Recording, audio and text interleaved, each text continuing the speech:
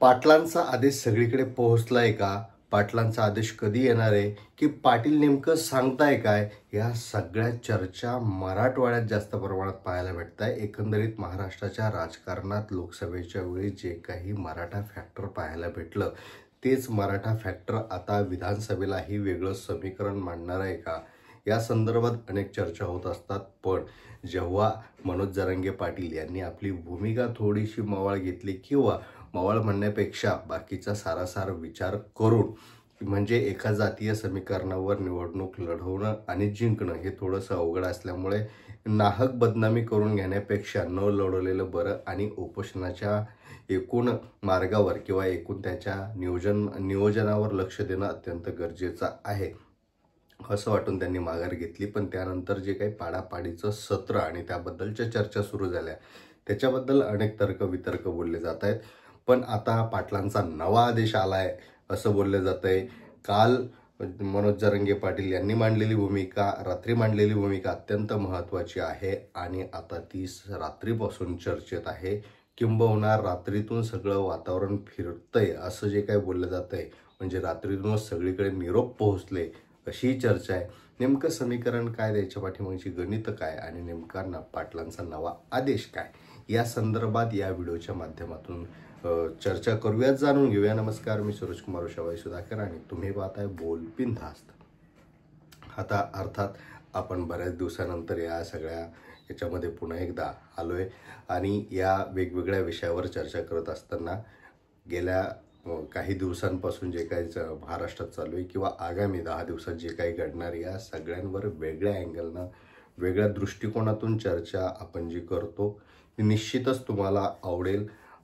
त्यामुळे तुमचाही इनपुट देत राहा, त्यावरही आपण चर्चा करू. आणि मनापासून विनंती करतो की अजूनही तुम्ही आपलं चॅनल सबस्क्राईब केलं नसेल तर आगामी 10 दिवसांच्या हिशोबाने एक वेगळा अँगल जाणून घ्यायचा असेल तर निश्चित चॅनलला आत्ता सबस्क्राईब करा.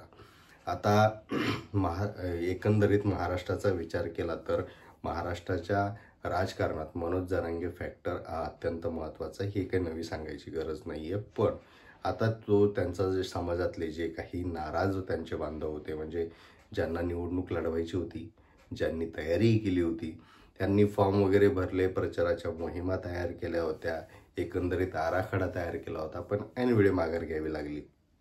आता हे सगळं गणित जर पाहिलं तर या सगळ्या गणितात एक नाराजीचा सूर नक्कीच उमटतोय आणि हा नाराजीचा सूर काही ठिकाणी दाबला गेला म्हणा किंवा माघार घेण्यात आली, पण काही ठिकाणी तो तसाच राहिला.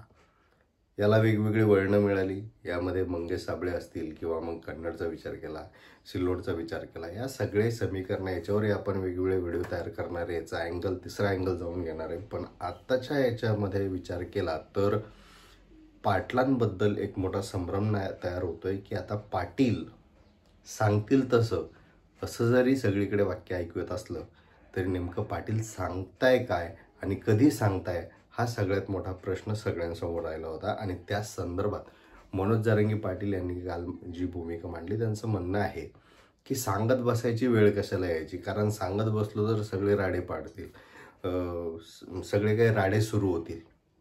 ह्याच्यामध्ये जो काही मधला माणूस आहे तो वेगळंच म्हणतोय, तिसरा माणूस आहे तो वेगळंच म्हणतोय. त्यामुळे सांगण्याची वाट पाहू नका आणि माझी तर मुळात वाट पाहू नका, तुम्हाला जे करायचं ते करा, असं सांगताना शेवटचं वाक्य ते अतिशय महत्त्वाचं वापरतात. ते म्हणतात, लोकसभेलाही मी असंच सांगितलं होतं, तेव्हा तुम्ही बरोबर करेक्ट कार्यक्रम केला, आता कशाची वाट बघताय? म्हणजेच काय, आता काय करायचं इमानदारीनं सांगा, तुम्हाला माहीत नाही का कोणाला पाडायचं? हे जे वाक्य आहे याचा अर्थ मराठा समाजाला त्यांचे टार्गेट दिलेले आहेत. मराठा समाजाला त्यांचं टार्गेट अगोदरच माहिती आहे. फक्त जे काही मधले लोक आहेत किंवा त्यांना आपला राजकीय स्वार्थ साधायचा आहे असे लोक संभ्रम तयार करत आहेत, असं एकूण त्यांचा म्हणण्याचा रोग होता. म्हणजेच मराठा समाजाने कोणत्याही प्रचार मोहिमेत वगैरे कुठेही न जाता चुपचाप आपल्या शेतात जावं, काम करावं, झोपा काढाव्या, मतदानाच्या दिवशी चुपचाप जाऊन बटन दाबून यावं, पाडून यावं, असं ते जे म्हणताय, एकंदरीत जर आपण पाहिलं तर त्यांचा रोग कुठे ना कुठे भारतीय जनता पक्षाकडे आहे. म्हणजे त्यांनी ज्या भूमिका जाहीर केल्या होत्या किंवा माघार घ्यायची भूमिका जाहीर केली, त्याच्या अगोदर त्यांनी मांडलेली जी काही मतं आहेत किंवा असे काही मतदारसंघ त्यांनी सांगितले होते की तिथून ते पाडण्याचा अभियान राबवणार होते, पाडण्याची भूमिका निभावणार होते. आणि त्याच मतदारसंघाचा विचार केला तर बहुतांशी भारतीय जनता पक्षाचे उमेदवार दिसले. म्हणजे कुठे ना कुठे लोकसभेमध्ये महाविकास आघाडीकडून मराठा फॅक्टर चालला. आताही त्यांनी जे काही यादी वाचून दाखवली होती किंवा ज्या संदर्भात ते बोलले होते तेव्हाही भारतीय जनता पक्षाविरुद्ध, एकंदरीत महायुतीच्या विरुद्ध त्यांचा रुख दिसून आला. आणि त्याच्याही पुढचा विचार जर केला तर ते म्हणताय आरक्षणाच्या संदर्भात ज्यांनी ज्यांनी विरोध केला त्यांनाही पाडा. अर्थात आता याच्यामध्ये वेगवेगळी नावं येऊ शकतात.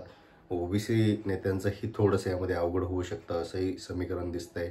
आता हे जातीय समीकरण वेगवेगळे आहेत, पण आपला मेन मुद्दा हा आहे की मनोज जरांगे पाटील यांचा नवा आदेश असा आहे की कोणाचंही काही ऐकू नका. तुम्हाला माहिती आहे बरोबर कोणाला पाडायचं त्याला बरोबर तुम्ही पाडणार.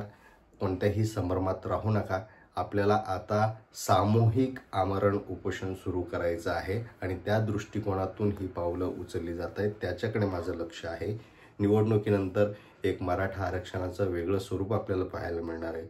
पण मनोज जरांगे यांचा मेसेज आपापल्या गावात पोहोचलाय का आणि तो कसा पोहोचलाय आणि मनोज जरांगे पाटलांचं नेमकं म्हणणं, त्याच्या म्हणण्यातला अर्थ तुम्हाला कळलाय का आणि तो काय, आम्हाला कमेंट करून नक्की सांगा. धन्यवाद.